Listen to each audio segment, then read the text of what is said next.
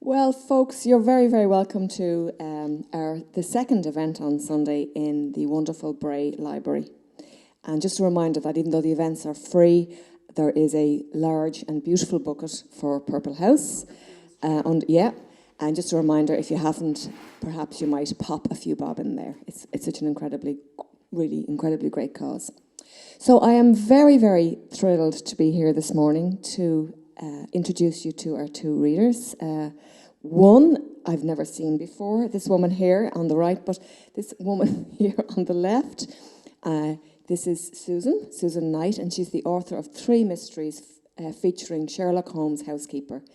They're called Mrs Hudson's Investigates, Mrs Hudson Goes to Ireland, and most recently, Mrs Hudson Goes to Paris. She's a well-travelled lady.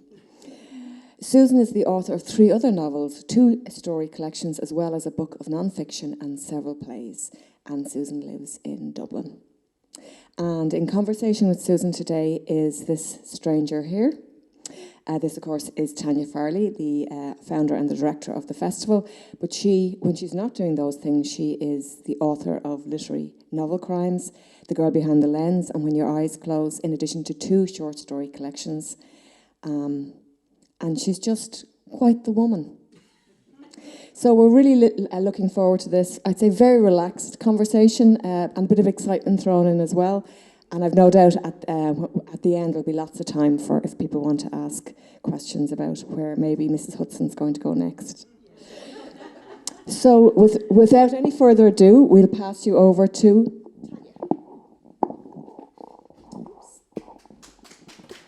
Thank you very much, Anne. Always the kidder. So, Susan, I'm delighted to welcome you here today. And as some of you probably know already, Susan and I have a lot in common, actually. We have both written short story collections and novels. Susan recently retired, and actually we're with the same publisher with our short stories as well, with Ireland House. Yeah. And Susan recently retired from teaching creative writing in the People's College, who is one of the sponsors of this year's festival, and she recommended me for the job. So I have to thank Susan for that. So I'm now the creative writing teacher in the People's College. And we also love Sherlock Holmes. What I don't have in common with Susan is I haven't written any Mrs Hudson novels, but you'd never know after this event. So Susan, you're very, very welcome. And we're going to start off today by talking about the popularity of Sherlock Holmes. I think ever since Arthur Conan Doyle created him, I don't know if he ever expected this character was just going to take off in such an incredible way. I discovered Sherlock Holmes when I was a child. I'm sure you were probably the same, Susan. And I rooted out a little family heirloom. No, it's not an heirloom, but I have this on my bookshelf at home, which has survived down to the years. And I took it out recently, and there was an inscription wishing me a happy Christmas from my brother Trevor in 1990. So that's how long I've had that book. I was aged... No, I won't say. But it's a wonderful book to have. It's the complete Sherlock Holmes stories, you know. And I was saying to Susan earlier, I often take it down off the shelf and think, gosh, wouldn't that be a nice way to spend the winter months sitting by the stove, just rereading all these Sherlock Holmes stories? It would be fantastic. But Susan, perhaps we'll just start off by telling me about your relationship with Sherlock Holmes. Yes, well... I think we had a book of mysteries at home when I was a child, and I remember the first Sherlock Holmes story I ever read was The Speckled Band, which in fact was was Conan Doyle's own favourite among his stories. Apparently, I just found out. Then after that, I mean, I must say I fell into the Mrs Hudson thing and the Sherlock Holmes world rather by chance because as a teacher at the People's College. One of the exercises I often give my students used to be to take a minor character from something and to write from their point of view or write their story. And so that became, that's what triggered my idea to write Mrs Hudson stories initially. And I wrote 7, I think, or I can't remember how many in the collection now, 7, yeah.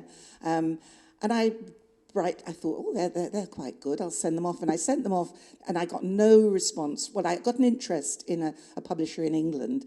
And then she said, oh, yes, but we've discovered somebody else wrote Mrs Hudson stories, so we wouldn't be that interested. It was the Mystery Press, I think. So she said, but you could write a Victorian murder mystery set in Dublin, if you like. So I thought, well, I'll do that. So went off and did that. And then by the time it was written, she'd moved on. They were not interested. So now I've got this blasted novel gathering dust. But anyway, Phil, who's here today, once said to me, you must do something with those stories. So I thought, oh, I suppose I will. So I contacted Roger Johnson of the Sherlock Holmes Society in London and said, could he recommend a publisher? And he immediately said, MX Publishing, do Sherlock Holmes stuff, nothing else. So I sent the book off, I sent an email to Steve Emmets, who's the main man, excuse me, and he came back immediately, said, send me what you have. 4 days later, he said, yes, we'll publish them. I have never, ever in my life had an experience with publishers like that before. Sorry, of course, I get a frog in my throat the minute I try to speak. No, I think I'll be all right. Yeah, so then I discovered that I was entering this amazing world of Sherlock Holmes fanatics.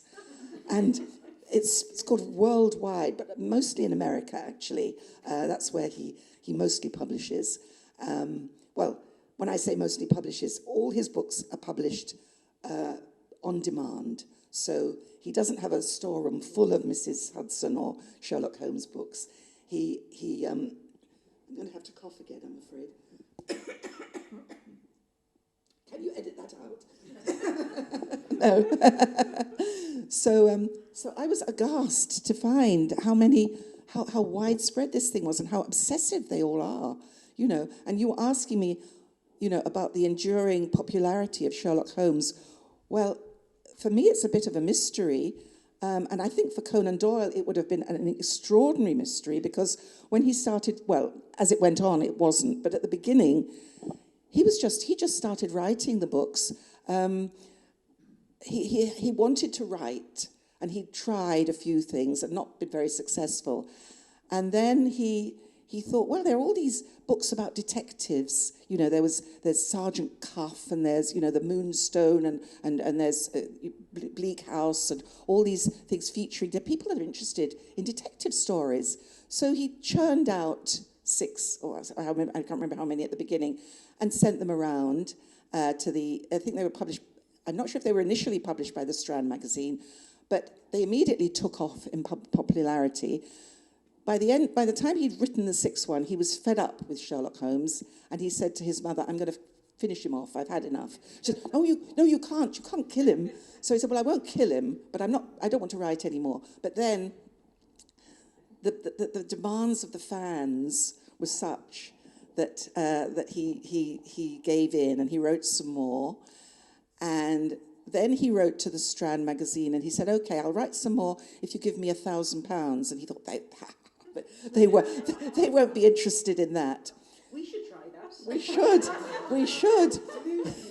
But they said, fine. So he had to write the next. He said, I knocked off a few more because he really didn't rate them. He wanted to write history novels.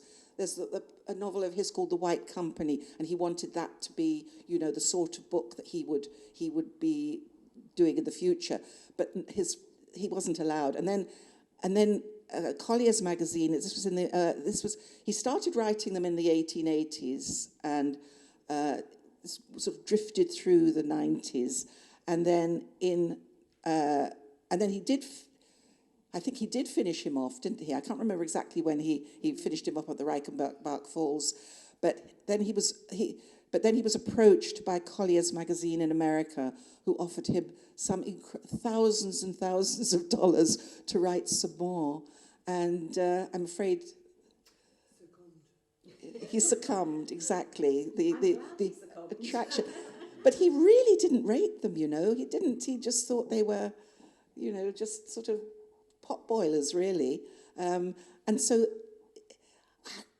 there's a lot of discussion about why they caught on so much. And I actually can't answer it, except that in the characters of Sherlock Holmes and Dr. Watson, you have this extraordinary sort of couple that bounce off each other, and you've got this amazing detective who I don't know if any of you know that it was actually based on Dr. Joseph Bell, who was when Conan Doyle was studying medicine in Edinburgh, he was his teacher, and this Dr. Joseph Bell had this amazing ability to look at a patient. Oh, you're a sailor from the Far East. Or he'd be much more specific than that. He would know specifically by various details exactly where the guy had come from, his accent, his clothes, his demeanour. So Conan Doyle based Sherlock on this man, and he actually told him that. Well, and there's the Museum of the Royal Surgeons in Edinburgh, and there's a little corner devoted to Joseph Bell and Sherlock Holmes there that you can go and see. So it's quite nice. Yeah. So have I answered that now? You have, and you've stopped at a perfect place, actually, where I want to pick up. You said you don't really know why they were so popular, and I'd like to answer that.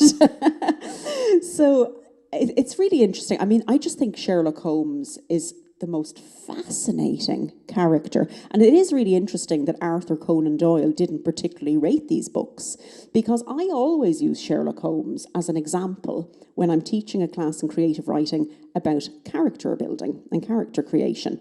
And I'll always, throw it out there to the students and say, who is arguably the most well-known fictitious character in literature? And somebody will say, Harry Potter.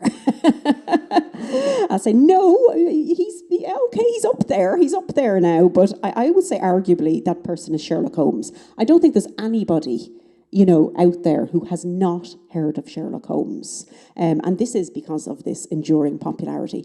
But why? Why is he so popular? Again, coming back to creative writing, I always say we have to build a three-dimensional character. Nobody's all good, nobody's all bad. Bring in eccentricities. Eccentricities are always interesting in a character. They make a character memorable. And then I'll say, what do we know about Sherlock Holmes? And people say, well, he's a brilliant detective. Yes, that's true, yes. Somebody else might say, oh, he's quite arrogant. I say, yeah. Or he's asexual. We didn't know if he was interested in women or interested in men. Or, you mentioned the kind of duo of Holmes and Watson. But I think he didn't really display any tendencies in either direction, really, apart from Irene Adler, of course.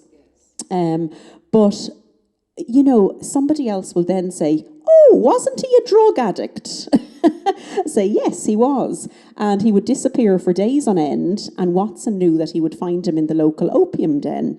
And that's fascinating. That's really fascinating. We have this brilliant man who was addicted to opium. And then I'll say, what did he do for a hobby? And then someone say, oh, God, yes, he played the violin. I say, yes, and he played it very badly. So he'd sit up all night with his violin trying to solve these mysteries. And I just think he's a fascinating character. There's so many different sides to Sherlock Holmes. There really are. And I would say that's part of the enduring popularity. And we've seen people do all sorts of things, down through the years with Holmes. As I said at the very, very beginning, I became familiar with the stories as a young teenager. The BBC series was showing at the time, and we always watched that in my house. It was the series with Jeremy Brett, who I still think was the best Holmes. Absolutely fantastic. So we were avid watchers of that series. And of course, I'd seen some of the old black and white movies with Basil Rathbone, wasn't it? Yeah, who played Holmes. They're still on, And they're still on. And then, we have the movies with Robert Downey Jr. We have the newer series with Benedict Cumberbatch. And Sherlock Holmes never goes away. His popularity continues, and it's fascinating. It really is. And I mean, people have done funny things. Do you remember there was that movie which I think was with Michael Caine, and Holmes was the stupid person, and Watson was the brains behind the whole thing. I can't remember the name of it actually, but it was a terrific movie. And Enola Holmes on Netflix, exactly. So, it's not unusual that there is, as you mentioned earlier, Susan, this sort of group of fanatical people writing Sherlock Holmes stories. And I'm fascinated by the idea, actually, of MX only publishing Sherlock Holmes stories. Could you tell us a little bit more about that, Susan? Excuse me. Yeah. No problem. Yes. Yeah. Well, it's a kind of a hobby for Steve MX. It's a Hungarian name, but the publisher is MX, but his name isn't spelled like that. But it's a kind of an obsessive hobby. So because he has a day job as well. But there's a little cohort of them that are really involved in the publishing business, and I suppose it just arose because of that interest. But it's also a charitable organisation because I forgot, I left I brought a suitcase of books with me, but this is all I'm putting out. But I have a volume of the MX book of new Sherlock Holmes stories, which is bigger than that.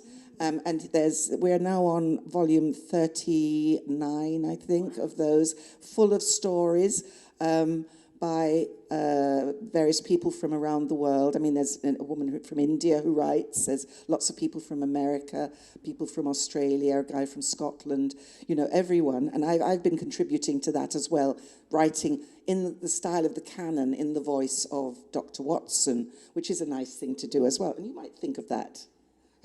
My next project. Exactly, but all the royalties from that collection go to this. It's called Stepping. Well, it used to be called Stepping Stones. It's based in Conan Doyle's house in Surrey, Undershore, and it's a school for disadvantaged children, or special needs children, actually. So all the royalties from that. So, and there's something else that Steve supports in Africa as well. So it's a kind of a kind of a joyful way of run out of words. It's a joyful way of indulging his obsession with Sherlock Holmes, that he can do all this. When I met him in London, I took him a copy of my short stories, which are nothing to do with Sherlock Holmes. And he said, "Oh, no, I don't have time to read anything." Exactly. Terrific. Thanks a lot, Susan. And you mentioned there earlier when you were speaking about, you were taken with this idea of taking a minor character from a well-known story and giving them a voice. Because I'm sure there's, the people who are writing for MX are taking all sorts of angles on their stories. And, I'm sure that, as you mentioned there, the stories from Dr. Watson and maybe Moriarty probably as well, as the arch nemesis. And so you decided on Mrs. Hudson. You wanted to give Mrs. Hudson a voice. Is that because you're interested in the aspect of the female detective? Yes.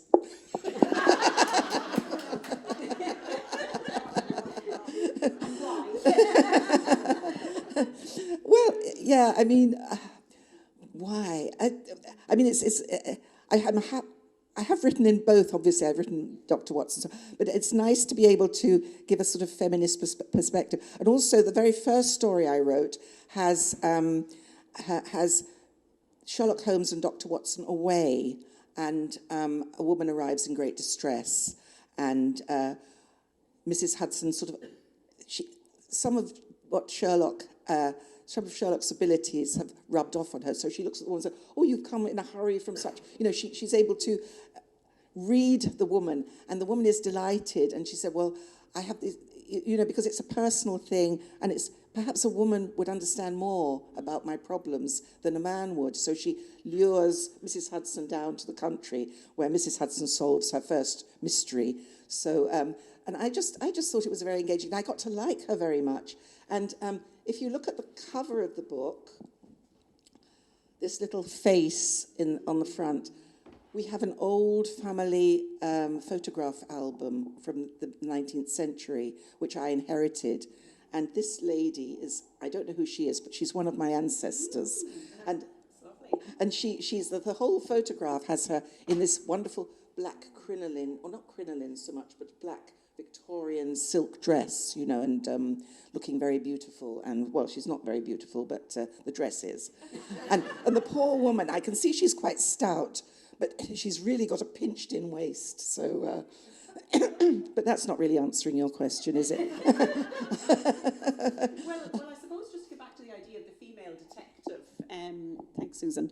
You know, did you watch or read about female detectives or watch shows like Murder, She Wrote and Miss Marple and that sort of thing? And, you know, Alexander McCall Smith has the series, hasn't he, with a female detective? And, you know, would you have been familiar with a lot of the female detective stories, and did you feel you wanted to add to that?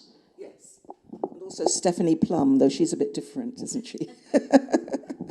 Yes. And also I've read a lot of Victorian and 19th century literature, and it seems to come quite easily to me to write in that a pastiche of that style as well. So that's another aspect to it. And all the bits behind it, all the research that has to be done, because it's amazing, you know, you might have her eating a biscuit, but then you have to find out that biscuit wasn't invented until...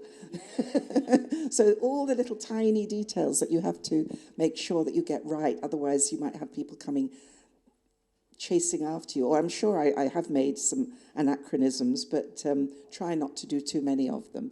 But it's all that attracts me to the character. And as I write more and more, I think she develops a little bit. I mean, she's becoming quite waspish in a way. Maybe that's from me in my old age as well, you know, but something, yeah. So, Susan, you mentioned the first book, Mrs Hudson Investigates, is a collection of 7 stories.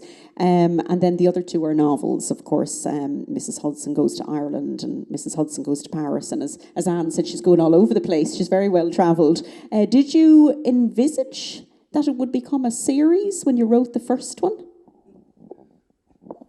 No, not when I wrote the stories, no. And then when I was talking to Steve, he said he likes stories, but that, you know, novels, I don't know if they sell better or what. So, and then it's nice to sort of spread out as well. Stories are good with I mean, there's such a different genre anyway. Stories are so focused, but you can indulge yourself quite a lot in novels. And I mean, in this one, it takes quite a long time to get to the murder. So, you know, I'm sort of enjoying rambling around Bohemian Paris in the 1890s as well while I was writing it. Yeah, terrific. Susan, would you like to read for us now? Yes, it can be hard to read and hold the mic. I'll hold the mic for you. I'll read the first bit and then I'll read the other one later. Yeah, perfect. Just to give us an idea. Yeah, so this is from the latest novel. This is near the beginning. Oh, sorry, I better do that. Yeah, if I can do the both. Yeah, this is near the beginning of the novel, and what has happened is that Mrs Hudson's sister Nellie is in great distress because her son Ralph has decided to take himself off to Paris and become an artist. So she wants to try and bring him back because she thinks she doesn't want her lovely little boy in that wicked city. So off they go together, and this is just from the beginning here. We eventually arrived at the Gare du Nord, a great vaulted hall of a place. A motley crowd that included many low-life individuals was pressing all about us, and we were quick to find porters for our bags, holding fast to our reticules, meanwhile, in case they should be torn from our hands. I was as relieved as Nellie when she spotted Ralph waiting for us. To be honest, I should not have known him. The skinny, awkward lad I remembered from past visits had grown into a tall and slender young man with something of the athletic look of his late father. But while the latter was always well-groomed, Ralph's fair hair hung in strings, and the meagre little beard he sported on his chin resembled nothing so much as an eruption of rust. This provoked a cry from Nellie almost before she had greeted him. "Ralph," she said, "whatever do you look like? You need a visit to the barber's." And then regarding his attire, "and to the outfitters." The boy frowned. I imagined he thought he looked quite the bohemian with his beard and smock and beret and ragged scarlet cravat, and I felt a little sorry that his mother had not saved her exclamations, at least until after they had exchanged embraces. He nodded rather curtly at me, as if not quite sure who I was. "Aren't you going to say hello to your Aunt Martha?" asked Nellie, in a tone one might use to chide a small child. "Hello, Aunt Martha," Ralph replied parrot fashion with a sort of sneer. I greeted him back warmly, however, and added that I was delighted to have the opportunity of seeing a city I'd always dreamed of visiting. He had reserved rooms for us in a hotel near enough, he said, to his studio apartment in Montmartre. We piled into a cab with some difficulty, given our large cases, the driver growling something incomprehensible and spitting. It proved a most uncomfortable journey, rattling over the cobblestones, clinging on for dear life. Worse was to come. Alighting at a place called Pigalle, we found ourselves in a decidedly seedy and run-down neighbourhood, not at all what I had been expecting from my guidebook. None of the broad boulevards of Baron Haussmann here. No elegant architecture, just higgledy-piggledy structures looming over narrow, sunless streets. Ralph led us down one of these to a most unprepossessing-looking establishment. Indeed, I should never have taken it for a hotel, save for the wording in broken letters indicating as much over the door. Hotel L'Aube was the name this place graced itself with, though I doubted that the dawn of its name was visible from any of the grimy little windows. While Ralph spoke in French to a fat and slovenly woman behind a reception desk, Nellie looked about herself with dismay. "What is this place, Martha?" she whispered. "It doesn't look quite." At that moment, a stout, middle-aged man in a dark suit and hat descended the stairs, giving us a startled look as he passed out into the street. Behind him ambled a young woman in considerable déshabille. Her hair was falling about her face and her lips were smudged with red. She went behind the desk and helped herself to a cigarette. "Ralph," I said in sharp tones, "this place will not do." I do not know exactly what my young nephew was up to, though I had my suspicions. He turned back in some surprise. The concierge and the young woman stared at me as well. "What?" he said. "Oh, Martha," Nellie grabbed my arm. "If Ralph thinks it will suit us, then I'm sure it must." "Admittedly, it's not the grandest place, Mother. I only wish to save you money. Paris is an expensive city, you know." "Nonetheless," I said, "we are not staying here." I picked up my cases and turned and walked out the door. Nellie scurried after me. "Martha," she said, "whatever are you doing?" "Perhaps your son is unaware that the place is a brothel," I said. "Or perhaps he thinks it is funny to install his mother and aunt in such a place." "Oh, I'm sure." At that moment, Ralph joined us. "It's not true, is it, Ralph?" "What?" He looked sullen. "Your Aunt Martha says, oh, I cannot repeat it." "We will find somewhere respectable," I said firmly, "in a better part of town." I glared at the boy. "We are not so poor that we have to stay in a house of ill repute." "Is it? Goodness," Ralph replied, seeming all innocent. "Oh, Aunt, I had no idea. You obviously have more experience of such places than I have." I was aghast. Even Nellie was shocked. "Ralph," she exclaimed. He looked rueful at last. "I only meant coming from London," he said. "You must see all sorts of things there." I decided to let the insult go. There was no point quarrelling at this early stage. It was perfectly clear to me why Ralph was behaving this way. He did not want us here. He was annoyed with his mother for treating him like a child, but in fact was behaving just like one, a spoilt brat, paying her back.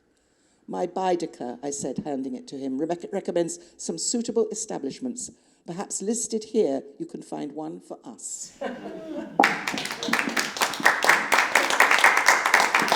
Thank you very much, Susan. And as our audience can hear from that extract, it's very humorous. You know, it's a very funny book. And that was something that struck me because, I mean, you've totally made this your own. You know, Arthur Conan Doyle, there was no humour in the stories. They were brilliant, but they weren't that type of story. So I'm just wondering, Susan, is that something that was in your mind when you started writing? Did you think, I want to make these books humorous as well as having lots of dark deeds going on throughout them as well. And do you find humour easy or difficult? How is that? Because I know most writers find humour very difficult to do, and you've just delivered it so well. Well, I think actually humour does come quite naturally to me, and I think as well, you need humour sometimes to lighten the stories, and I just enjoy putting it in, really. Yeah. Have you written other humorous materials? Yes, and often it's quite dark humour, though, very dark. Yeah. Terrific. You also mentioned there a little while back about, it takes quite a while to actually reach the first crime in the novel.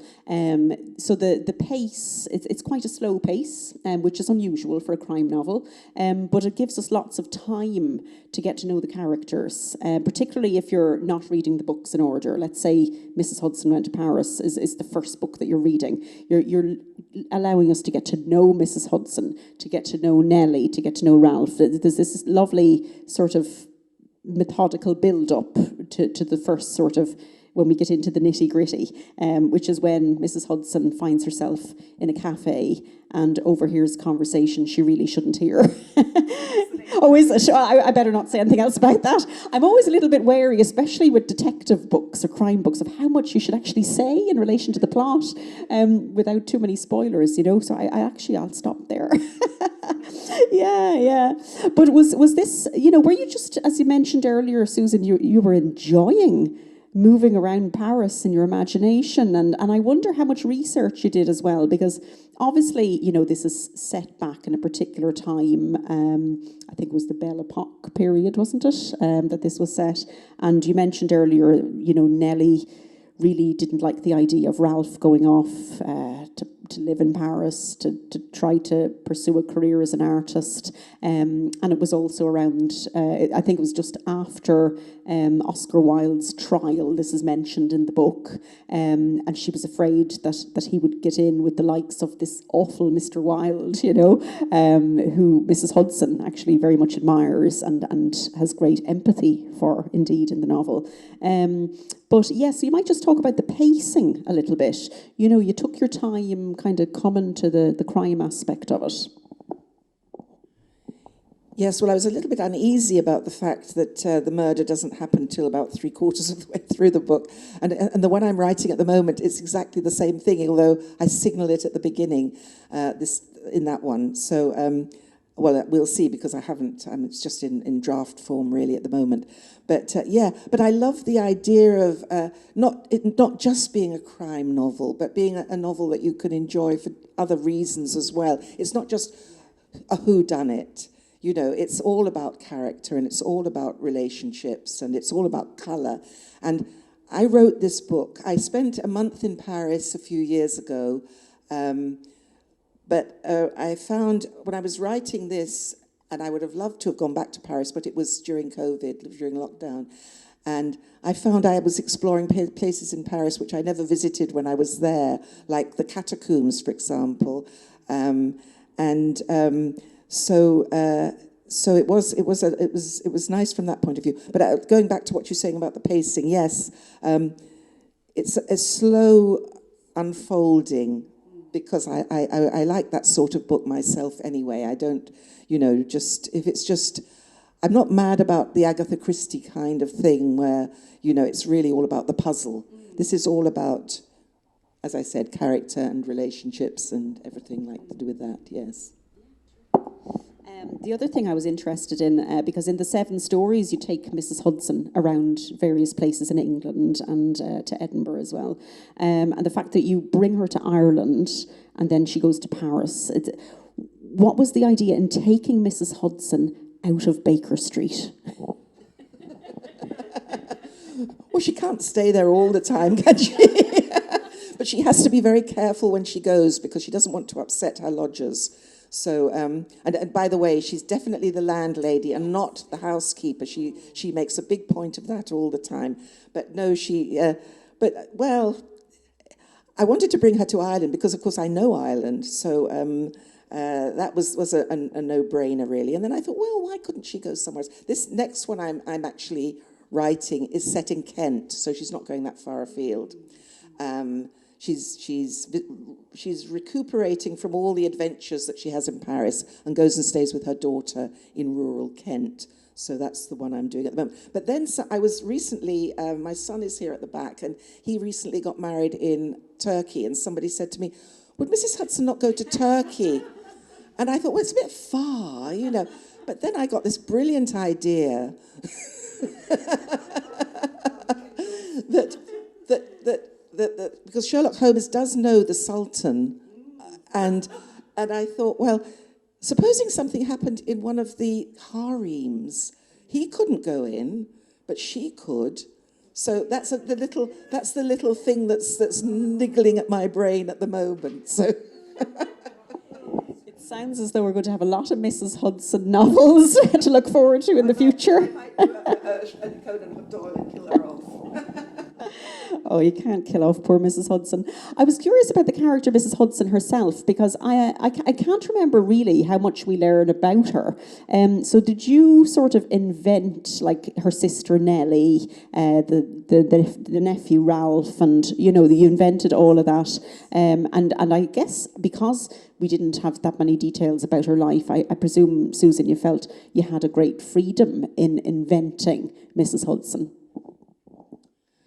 Yes, if you go on the Sherlock Holmes, there's all these things online, and all these people who are doing sort of pseudo research, and now, is she Scottish? Is she this? Is she that? I mean, they say it about all the different characters. They invest, they provide backstories for them.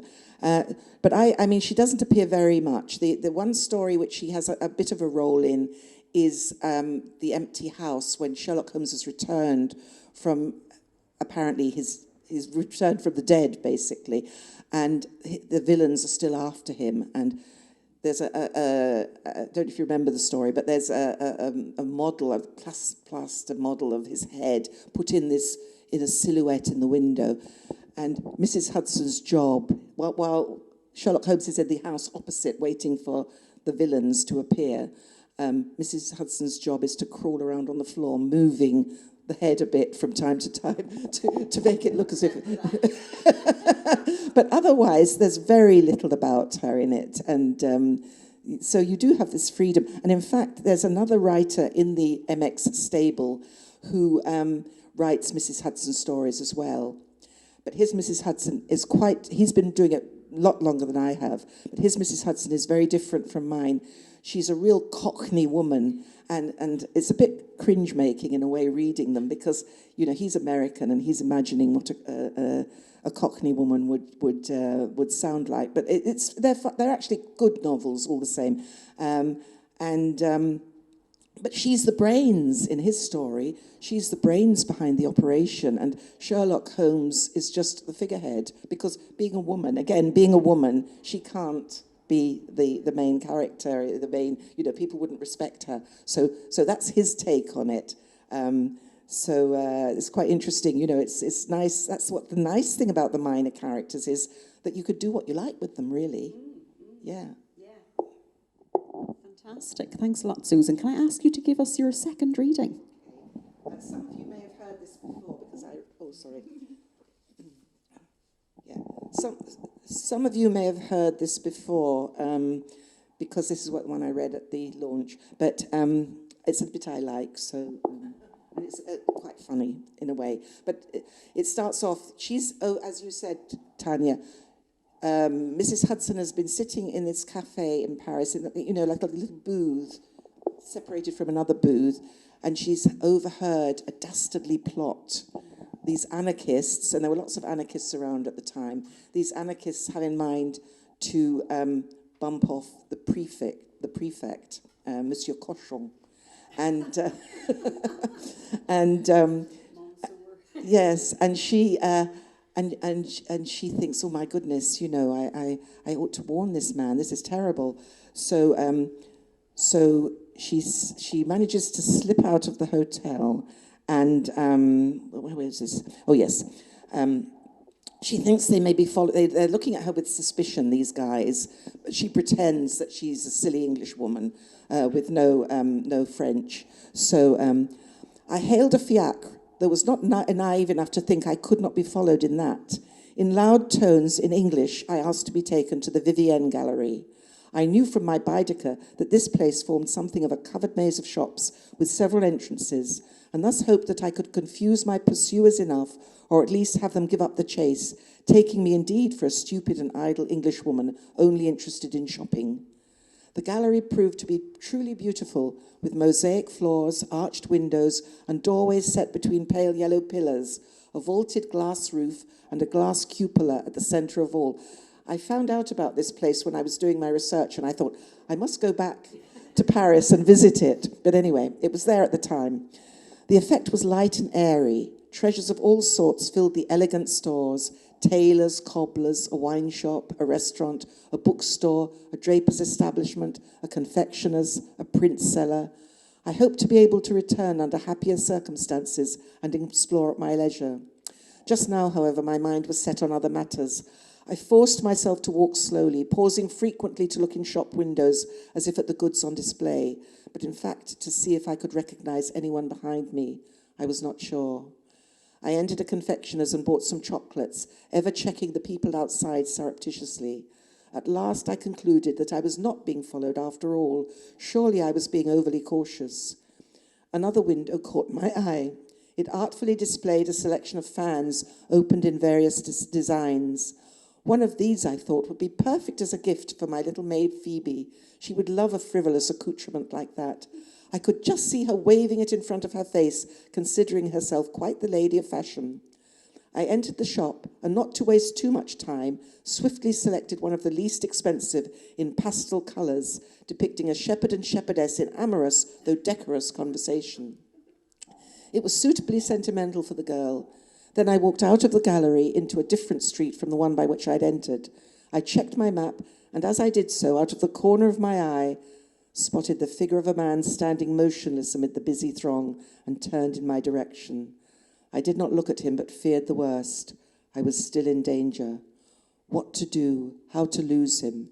I should never, it's Cochot, not Cochon. I should never forgive myself if I failed to warn this Monsieur Cochot in time.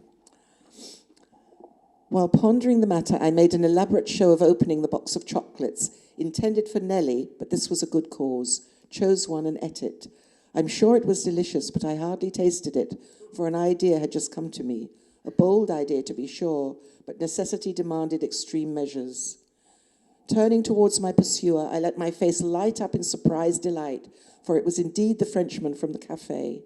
I walked right up to him and was pleased to note his discomfiture. "Oh, bonjour, monsieur," I said in the worst French accent I could muster, and then spoke in English. "You naughty man." I was still holding the fan I had just purchased and tapped him playfully on the chest with it. "Have you been following me?" He drew back. "No, madame, I assure you." I opened the fan and fluttered it about my face. "Ooh la la, my mother warned me about you naughty Frenchmen, but I'm a respectable married woman, you know," following the words with a wink and another tap on his chest. "Would you like a chocolate?" I asked. "Do have one." I thrust the box under his nose. He shook his head. "Oh, go on," I said. "You know you want to. They're the most delightfully soft, you know. They just melt in the mouth." I took another myself, licking my lips. I had no idea how much he could understand, though my flirtatious tone and manner surely translated into any language. But what if, heaven forbid, he took me up on my offer? He was half my age, but still one never knew with continentals.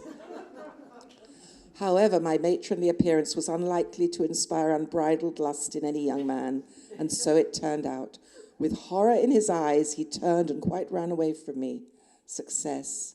I smiled in satisfaction, only then to catch the eye of a white-haired gentleman of considerable age, nattily dressed, a pink carnation in his lapel, who had evidently been watching the proceedings. With a broad grin on his face, he stepped forward and bowed, about to speak. But I was already off, back through the gallery as fast as decorum permitted, and out another door, where I jumped into a fiacre and told the driver to make haste for the prefecture, assured this time that no one was in pursuit. I sank back against the cushions, my heart pounding. How lucky I thought that I'd seen so many of the plays of poor Mr. Wilde.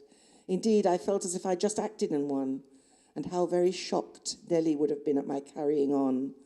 I started to laugh then, but in truth it was no laughing matter. These people, from what I had overheard, were quite ruthless.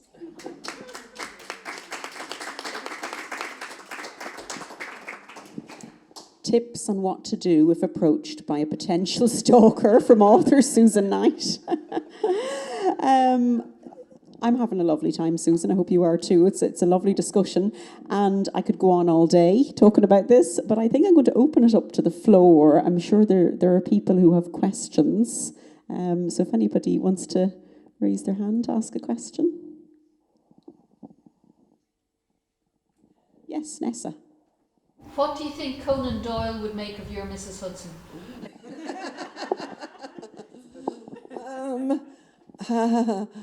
I don't think he'd necessarily approve, actually, to be honest. he was very, even at the time his stories were coming out, and that was one reason why he went back to writing Sherlock Holmes stories, where lots of imitators started, because of sort of jumping on the back of his popularity, and he didn't like that, so he probably wouldn't have liked that either. Thank you, yeah. Any other questions from the audience? I'm always amazed, I've said this to you before, Susan, I'm always amazed at how you get the Victorian register just so accurately perfect. And I think you hinted at it there slightly, that you read a lot of was 18th century literature, but your vocabulary is extraordinary and you never veer off it. It must be so difficult to do that. Well, I wouldn't say never. I have a reader, my friend Pete, who goes through the stories with a fine-tooth comb and picks out all sorts of anachronisms and things that are not right with it. But no, I think it's because I have read an awful lot of Victorian literature, and it rubs off, I suppose, to some extent. So, yeah. For example, the reticules that the ladies carry around, and the sal volatile that they have, and the violet lozenges and things, But, yeah, reading a lot. Yeah. If you want to be a writer, read a lot.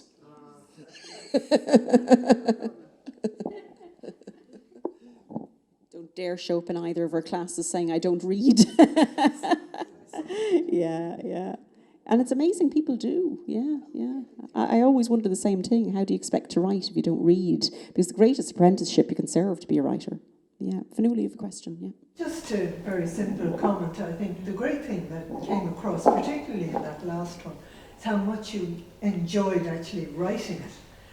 That there's just a sense of joy in escaping in all these classical things. Like it was just great. But I felt you were smiling as you wrote, which is an absolutely great experience. I've done a very preliminary sort of stuff. But it's super to actually be enjoying writing. Okay, so you have to go back maybe and check a few words or whatever. But that's a great sense, isn't it? I suppose it's a sense why people write at all, that you actually enjoy writing. But there's the fun thing. I know not all the time, obviously, but in that part particularly. So were you smiling as you wrote? Probably that bit, but it's a pretty hard slog as well, writing a novel, So, and especially the one I'm writing at the moment, and we'll see how it turns out.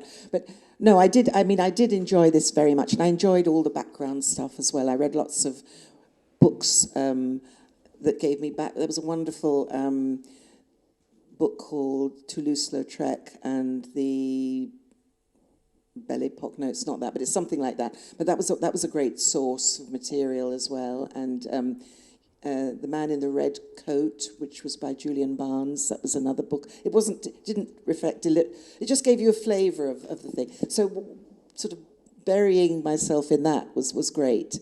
Yeah. And now I'm hop picking down in Kent. That's quite fun. Okay, any other questions for Susan? Yeah, man at the back, yeah. You were talking about the research and doing the character and the colour being a real important part of the story. But when it comes to the mechanics of the mystery of the story, do you find that hard because Conan Doyle's done so many, and to just come up with something fresh for it, like the actual fresh mystery?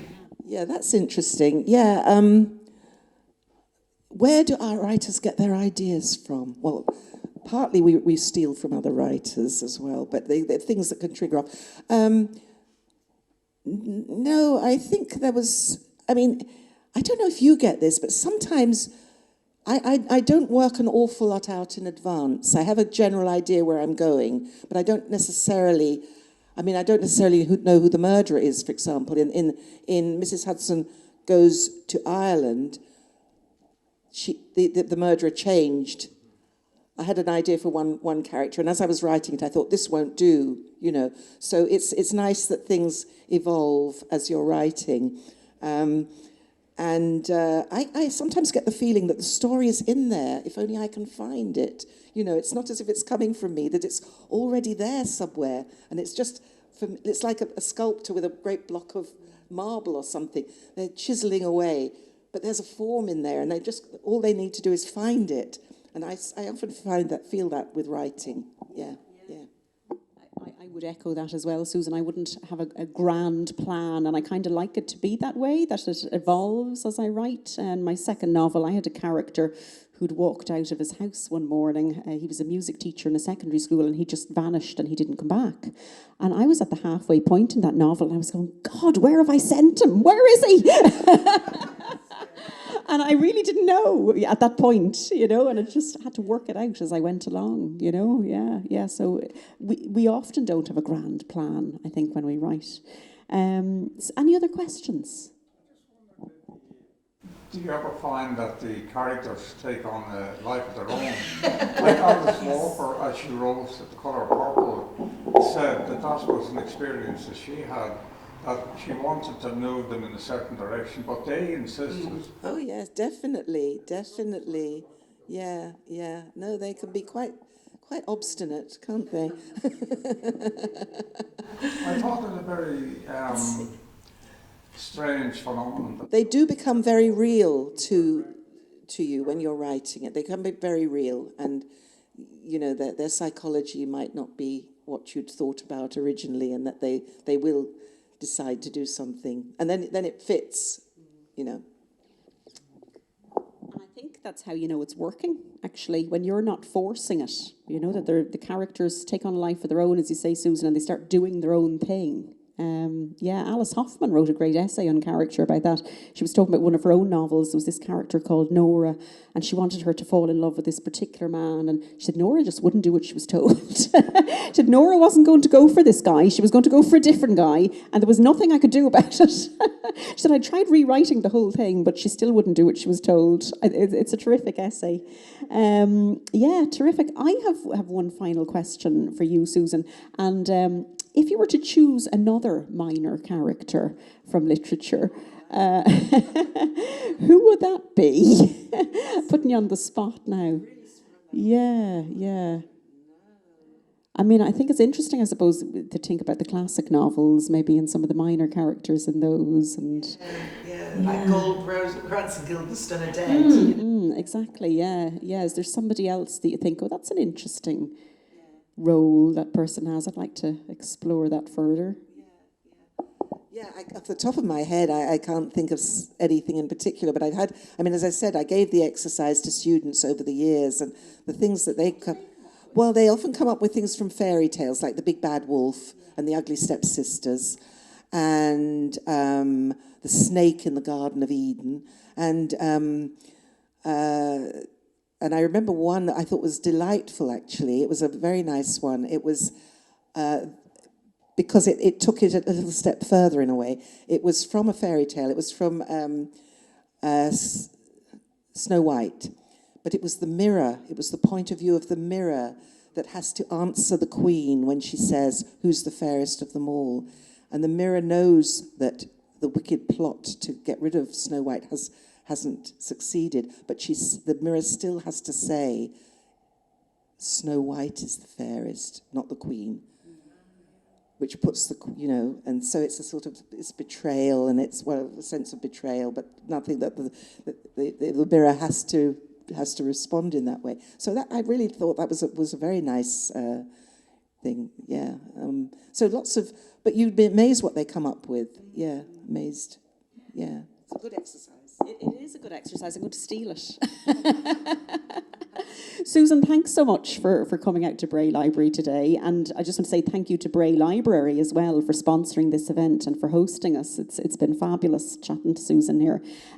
So our next event is Claire Keegan being interviewed by David Butler up in the Mermaid Arts Centre. It is sold out, so unfortunately if you haven't got your ticket, you have probably missed out unless they released any more since then. And we're back in the library then at 4:30 for a session on writing and neurodivergency with poets Rosamond Taylor and Colin Dardis. And they're going to be discussing how neurodivergency impacts on their work, how it affects it, how it helps it as well. So I think that's going to be a really interesting session here at 4:30. So thank you everybody for coming out this afternoon to listen to myself and Susan converse about one of our passions. So thank you, and hope to see you later on at the next event.